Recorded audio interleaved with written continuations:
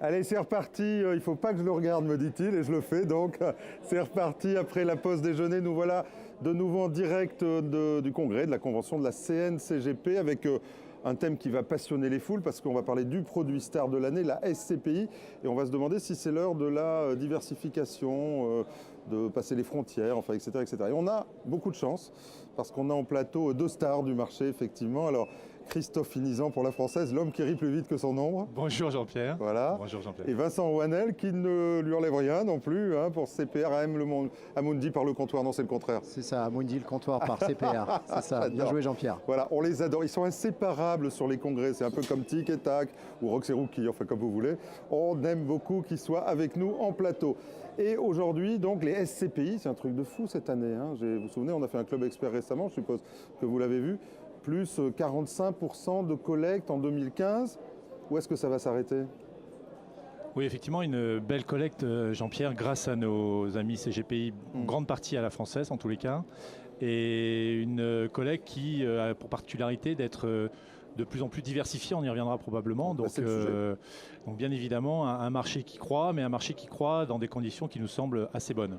Très diversifié, c'est le cas de le dire. Très diversifié. Pareil chez vous. Alors, on ne parle pas des OPCI, on dira un mot en conclusion. Si, il faudra en parler en conclusion. Mais en SCPI aussi. On est clairement aujourd'hui dans un marché qui atteint, alors selon les dernières sources, pas loin de 4 milliards de collectes. Donc on est très presque surpris de ce chiffre exceptionnel. Les réseaux collectent aussi maintenant, c'est-à-dire que les CGPI ont vraiment initié depuis déjà plusieurs années. Comme quoi les CGPI c'est utile. Il faut le dire aux autorités de tutelle, c'est très important les CGPI. C'est le laboratoire pour les plus grands groupes. C'est le laboratoire pour les plus grands groupes. Donc aujourd'hui leur part de marché excède encore 50%. Mais à une époque c'était 80% Jean-Pierre. Donc on a les réseaux maintenant qui prennent le relais. C'est-à-dire que vos réseaux bancaires sont suiveurs, c'est ça que vous êtes en train de me dire ? Suiveurs, je ne sais pas, mais en tout cas, on a clairement besoin de poissons pilotes comme les CGPI qui sont là pour justement, je pense par exemple au démembrement, typiquement le démembrement de parts de SCPI, démembrement temporaire. Ça, les banquiers ne comprennent pas. Donc faut que les banquiers comprennent depuis quelques années seulement, alors que les CGPI ont monté ce sujet. L'usufruit, la nue propriété. Si, ça va. Ouh là là, ça c'est pas trop Parfois, on leur laisse que la nue propriété. D'accord, très bien. Allez, on a beaucoup de chance, je le disais aussi, parce qu'on a le plus gros encours de SCPI, le plus gros collecteur, je crois, si j'ai bien regardé les chiffres de l'EIUF, donc la vie est belle. Complètement, on est à quasiment 7 milliards d'euros d'encours sous gestion en SCPI. Globalement, en immobilier, on est à plus d'une dizaine de milliards. Et une collecte qui est également dans un bon trend, puisque l'année dernière, nous avons collecté quasiment 500 millions d'euros. Et en grande partie, en ce qui nous concerne, en tous les cas, effectivement, sur l'univers des CGPI, qui continue à nous faire confiance, parce qu'à la fois, ils viennent chercher des véhicules historiques, au sens patrimonial du terme, mais aussi, ils aiment bien, et Vincent le disait, ce côté innovant qu'on a apporté depuis quelques années sur le marché des SCPI. Et cette innovation, cette diversification se traduit de différentes manières, à la fois en sortant des frontières, on y reviendra probablement tout à l'heure. J'ai le temps de poser des questions, non ? C'est bon, mais à la fois sur les thématiques, c'est pour me faire rire ça. Oui, c'est ça. Parce que j'ai pas encore rigolé. On le voit là, il est fait. Et à la fois sur des thématiques nouvelles comme la santé, on y reviendra. Sur quoi vous avez collecté en 2015 ? Vous pouvez me mapper un peu la différente collecte ? Il y a les produits classiques, traditionnels, Bureau France. C'est combien ? Et la diversification, c'est combien ? Alors sur les 500 millions d'euros, nous avons collecté à peu près un peu moins de la moitié sur du bureau, notamment via épargne foncière au sein de la Française, que les partenaires CGPI notamment connaissent très bien aujourd'hui.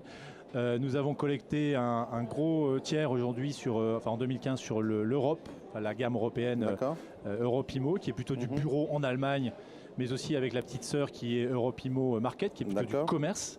Donc on a décliné la gamme à la fois commerce et bureau au niveau européen, et puis sur des véhicules de diversification que sont bien sûr l'immobilier de santé au travers de Pierreval Santé, qui a fait une performance la grande mode, on y viendra, extrêmement bonne l'année dernière, et encore cette année on y reviendra effectivement. Et puis pour compléter la diversification, dans le cadre des allocations que font les CGP de SCPI, donc ça c'est quand même une nouvelle donne, il y a de l'allocation d'actifs aussi en SCPI, et donc dans ce contexte-là, ils ont été chercher du haut rendement à la Française sur un véhicule qui s'appelle LFP Opportunité Immo. D'accord. Vincent, pareil, on fait un tour de la collecte pour bien comprendre. Alors, côté collecte, sur les CGPI, on a vraiment focalisé, comme ils le savent tous maintenant, sur Rivoli Avenir Patrimoine et sur Edissimo. Rivoli qui est un drôle de véhicule, que j'aime beaucoup, parce Rivoli, qui fait le choix de la qualité versus un peu moins de rendement, mais c'est pas grave. C'est ça, on est prêt à abandonner une petite partie du rendement, et Je me fais fort de l'expliquer, puisqu'en fait, on a des actifs extrêmement bien placés, puisqu'on a plus de 55% d'actifs à Paris intramuros. Donc forcément, la valeur du foncier se paye, elle se paye un petit peu. Le rendement aujourd'hui de Rivoli, il faudra s'attendre. Alors l'année dernière, c'était 4,50. Il faut s'attendre plutôt à un atterrissage autour de 4,30 cette année. Au fond, pas si mal. C'est parfaitement logique dans l'univers de compression. Et je rappelle quand même que l'immobilier, et Christophe ne va pas me contredire, c'est la prime de risque qui est encore particulièrement attractive aujourd'hui. Vous avez un emprunt d'État à moins de 1%. Vous avez un taux de rendement sur l'actif prime parisien à plus de 3,50. Vous avez vraiment un différentiel, ce qu'on appelle la prime de risque, qui est très attractif. Mais arrêtez de répondre avant que je pose des questions, c'est insupportable. Ça, vous avez vos slides, là, on a l'impression que vous êtes prêts à répondre à tout. Est-ce qu'on a des slides? Est-ce qu'on a un slide? Bon, alors c'est la question que j'allais vous poser, mais laissez-moi la poser. La question est la suivante. Il y a un tel spread entre le sans risque obligataire aujourd'hui, quasi négatif. En France, on doit être à 9 ans négatif, c'est un truc de fou. En Allemagne, je ne sais plus. Et les rendements immobiliers assez sécurs, c'est-à-dire sur des signatures prime, qu'on ne voit pas où ça peut s'arrêter au fond. On a l'impression d'être dans une zone de sécurité absolue, c'est le cas ?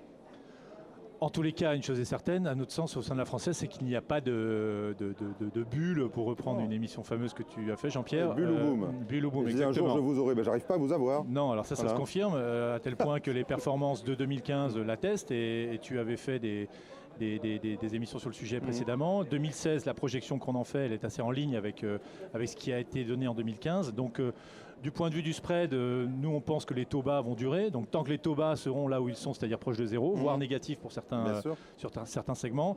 La SCPI qui délivre 5%, mais aussi demain, ou aujourd'hui, la SCPI délivre 4,50, même 4.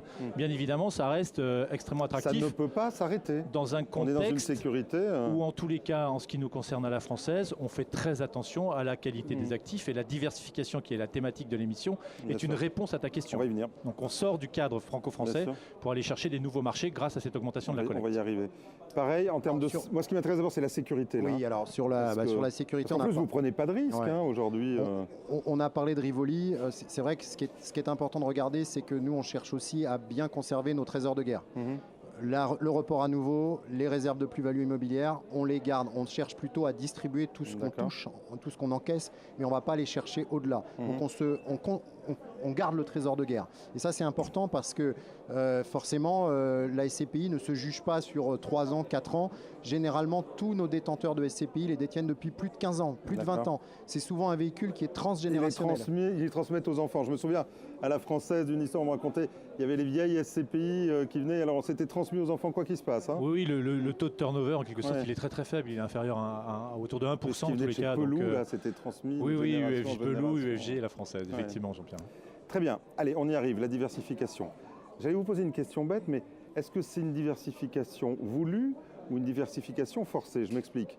Au fond, vous auriez pu diversifier depuis très longtemps. Aller passer la frontière pour aller en Allemagne, aller sur le commerce, ça s'était déjà fait, aller sur la santé, etc. Et là, vous le faites au moment où ça collecte beaucoup. Donc j'allais dire, est-ce que vous le faites parce que vous trouvez plus de papier classique, de bonne qualité, et qu'il faut trouver autre chose? Ou est-ce que simplement une évolution des mentalités dans l'investissement? Alors, pour le coup, je vais m'inscrire en faux à ta question, puisque pour ceux qui suivent la Française, il y a des CPI qui, à la Française, étaient déjà investis à l'étranger, en petites lignes, mais quand même. Pas beaucoup. Non, pour être plus sérieux, la réglementation nous y aide beaucoup, d'une part, et nous permet de nous exporter dans de meilleures conditions. Et d'autre part, nous avons pris le temps, en ce qui nous concerne, de constituer des équipes à l'étranger, et ça prend un peu de temps. On a préféré, par exemple, avant d'aller en Allemagne, constituer un team sur place d'une dizaine de personnes qui nous permet de sourcer dans de bonnes conditions.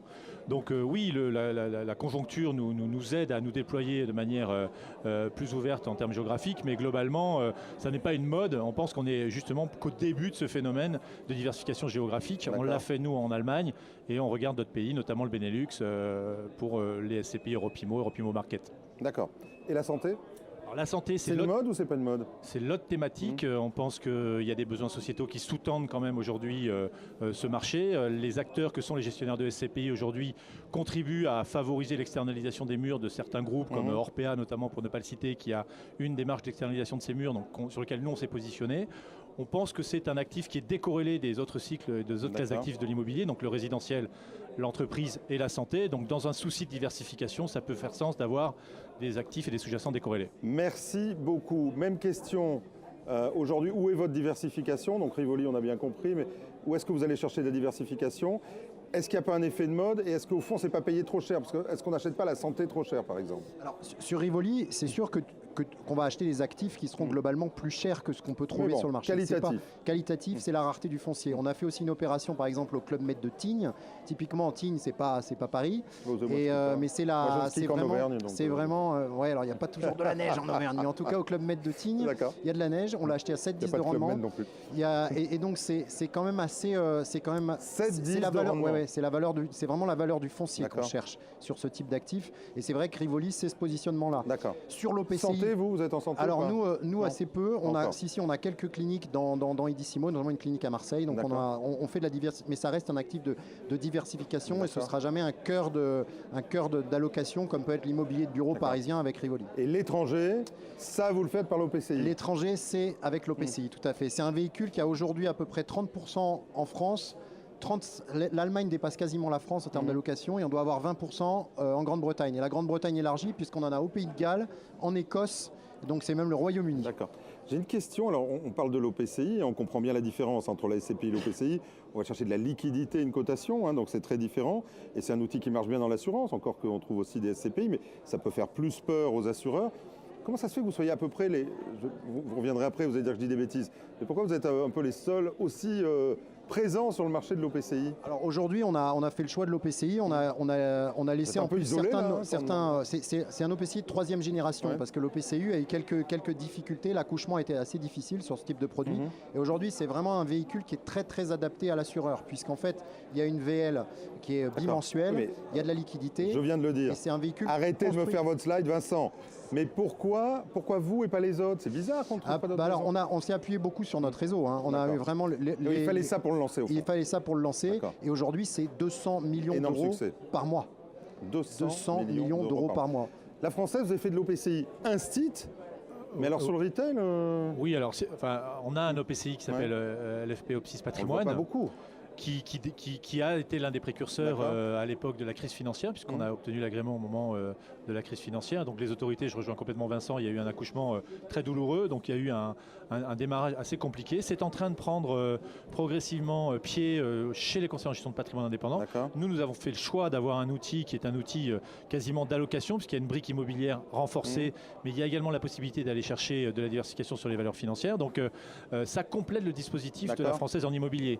SCPI, OPCI et foncière cotée. On pense que dans la déclinaison de la brique immobilière, ça peut avoir du sens. Qu'on soit bien d'accord, l'OPCI, potentiellement, il faut s'attendre à un rendement un peu inférieur au SCPI, non?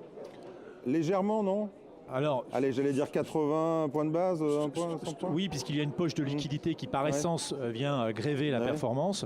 Mais Vincent va me dire non. Mais il y a une poche de diversification qui permet d'aller augmenter la part de performance lorsque notamment les marchés sont porteurs. L'année dernière, c'est 5,74, donc c'est plutôt meilleur que les SCPI sur l'OPCIMO. Ce qu'il faut regarder, c'est effectivement il y a des foncières cotées dedans qui peuvent vraiment doper fortement la performance. La partie cash, la partie cash, c'est 5% de l'allocation, c'est réglementaire. Et la partie taux, tu ne vas pas chercher très loin, ça va aller donner avec une sensibilité autour de 1,2, 1,3. Ça va pas, évidemment, pour assurer un maximum de liquidité, ça ne va pas donner énormément. Ce qui va vraiment apporter, c'est le rendement sur l'immobilier et sur aussi le fait qu'on peut utiliser du levier, du crédit, avec des taux d'endettement en Allemagne. Pas trop de levier quand même. Parce que... Ouais, mais quand même suffisamment pour pouvoir avoir un vrai actif performant sur l'immobilier. Messieurs, j'ai l'impression que vous êtes des hommes heureux, c'est pour ça que vous riez beaucoup d'ailleurs, on n'en doute pas. Une minute. Allez, en un mot, vos blockbusters sur ce congrès-là, un produit? Alors, 3. Ah non, 3, non, 1. Alors, si c'est 1, c'est bien sûr notre SCPI européenne LFP Europimo, qui délivre dans un contexte de fiscalité extrêmement particulier et attractif, puisque issu d'Allemagne. Un gros avantage fiscal avec l'Allemagne. Tout à fait, rappelons-le, même si ça reste, comme on le sait, la cerise sur le gâteau, mais quand même, dans l'environnement fiscal français qu'on connaît, c'est très attractif.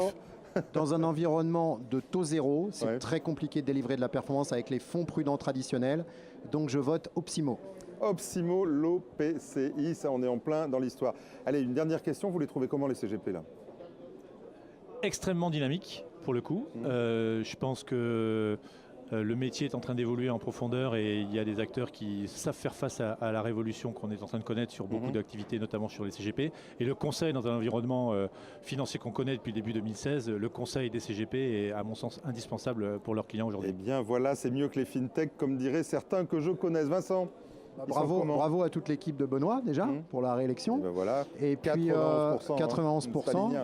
Beau score. Je les trouve aussi très curieux. Ils viennent vraiment se documenter.